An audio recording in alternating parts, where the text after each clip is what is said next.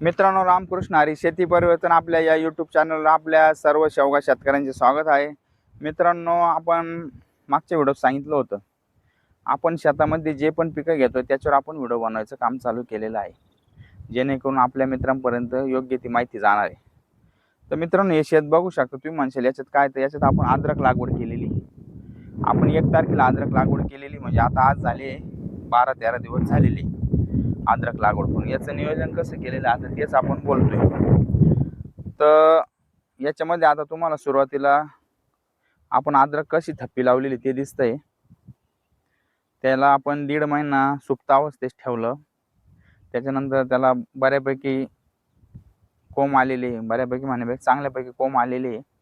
त्याच्यानंतर कटिंग करून एक 60 ग्रॅमचे 50 ग्रॅमचे असे तुकडे करून आपण ती लागवड केली.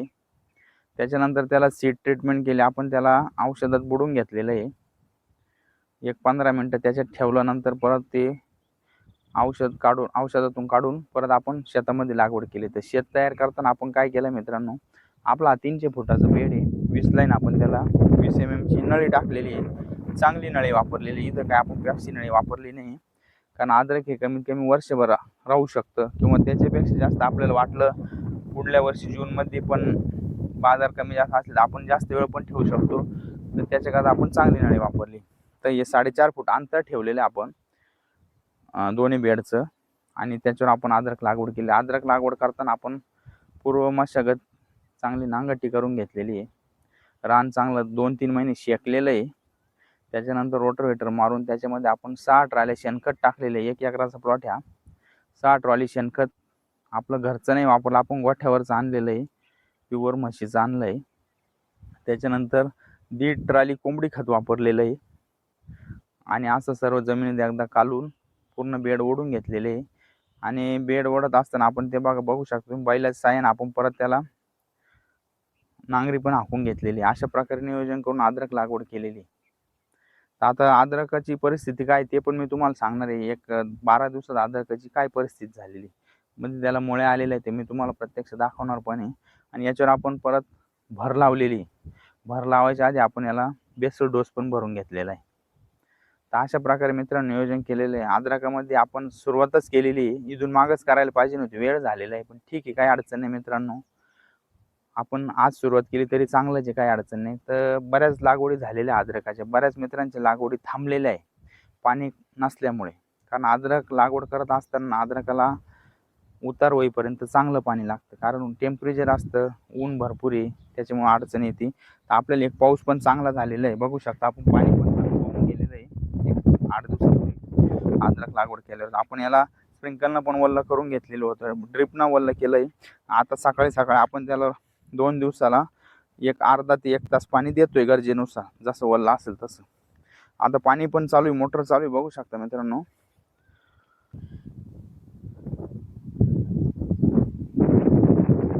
आपल्याला इथं एक अद्रक सापडलेलं आहे. मुळी फुटलेली, कोंब पण चांगला तयार झालेला आहे.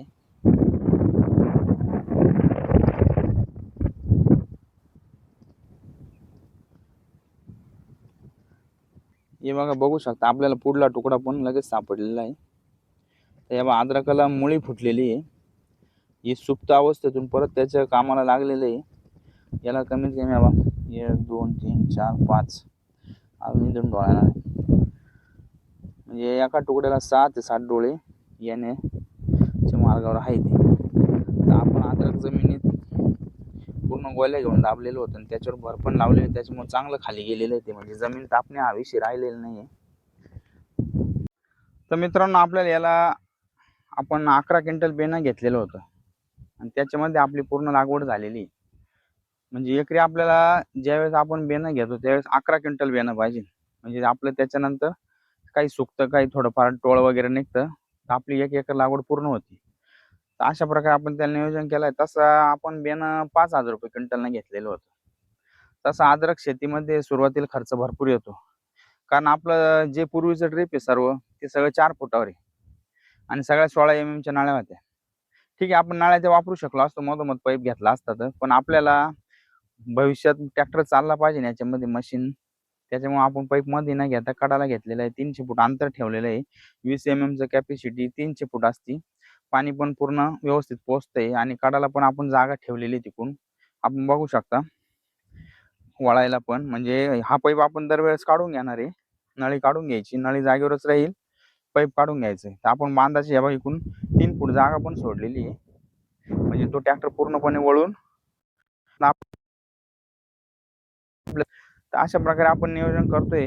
अद्रक शेतीला सुरुवातीला खर्च तसा भरपूर होतो, तसं माझं ऐकून असं घाबरून जाऊ नका.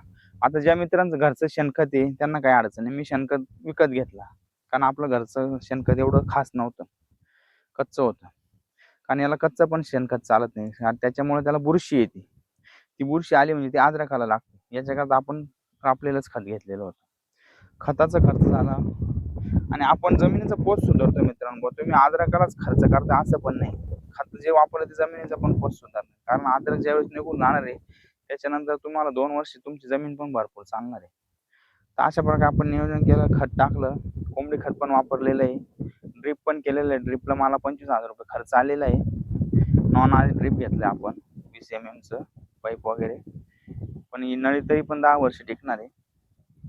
आणि इतर हा खर्च असा 1 लाखाच्या आसपास खर्च आलेला आतापर्यंत. आता इथून पुढे काय जो होईल तो, आणि जे आपण ज्याच्यावर जी प्रक्रिया करू किंवा जे औषध सोडू मारू ते पण तुम्हाला वेळोवेळी आपण टाकणार आहे. अशा प्रकारे नियोजन करतोय आपण. गेले 1.5 महिन्यापासून हे अद्रक सुप्त अवस्थेत ठेवलेलं होतं. याला बघू शकता आपण कोंब कशी आलेली, हे बघा.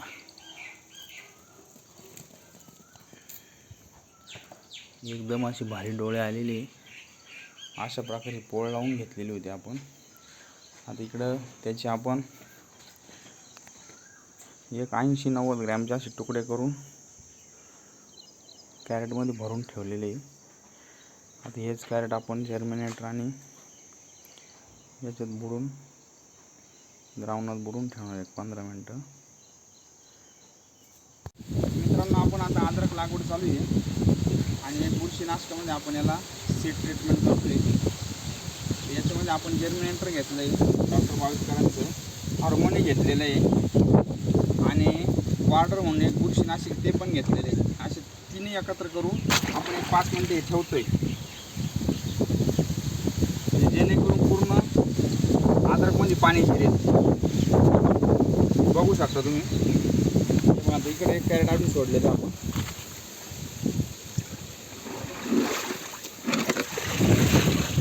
आणि व्यवस्थित याचा निचरा करून लागवडीला आपलं काम चालू आहे माळ्यामध्ये. हे बघा मित्रांनो, आपण अद्रक लावून आता 4 दिवस झालेले आहे. बेसल डोस पण टाकून घेतलेला आहे. ड्रीपनं चांगलं रान वल्ला केलेलं आहे आणि त्यानंतर आता आपण स्प्रिंकलनं पण थोडं पाणी मारून घेतलेलं आहे. आता आपलं मशीन चालू झालेलं आहे अद्रकला भर लावायला. अद्रकचा मेन मुद्दा म्हणजे अद्रकला जेवढी भर लावशाल तुम्ही तेवढं अद्रक जमिनीमध्ये पांगतं आणि त्याचे कंद तयार होतात. अशा प्रकारे आपण आता लावायचं काम चालू केलेलं आहे.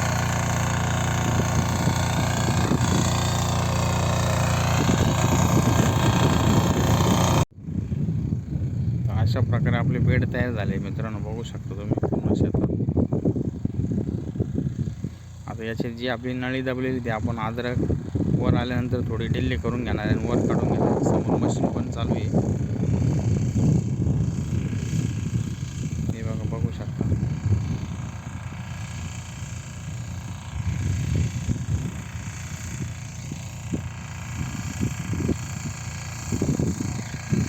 आपण अद्रकाचा हा पहिल्यांदा प्रयोग करतोय आणि वेळोवेळी तुम्हाला याची माहिती आपण देत राहू.